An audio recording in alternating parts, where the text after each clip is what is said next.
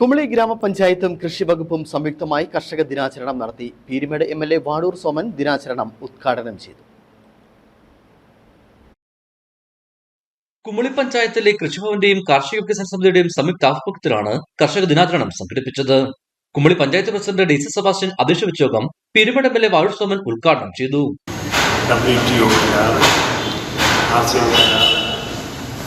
World ബാങ്കുമായിട്ടുള്ള കരാർ ഇതിൻ്റെ എല്ലാ ഫലമായി ആഗോളവൽക്കരണ നയങ്ങൾ നടപ്പാക്കുന്നതോടെ നിർബാധം നമ്മുടെ മാർക്കറ്റുകളിലേക്ക് വിദേശ ഉൽപ്പന്നങ്ങൾ ഇറക്കുമതി ചെയ്യുവാനുള്ള അവസരമാണ് കുത്തക കോർപ്പറേറ്റ് മൂലധന സംഘങ്ങൾക്ക് കൊടുത്തത്. അതിൻ്റെ ഫലമായി വിലത്തകർച്ച അനുദിനം അനുഭവപ്പെടുകയാണ്. ഇതിനെതിരെ രാജ്യത്തെ കർഷകർ നടത്തിയ ഐതിഹാസികമായ സമരങ്ങൾ നിലനിൽക്കുകയാണ്. Kumily panchayat vice president KM Siddique മുഖ്യപ്രഭാഷണം നടത്തി. യോഗത്തിൽ കുമളി പഞ്ചായത്തിലെ മികച്ച കർഷകരെ പൊന്നാടയും മൊമന്റോയും നൽകി ആദരിച്ചു.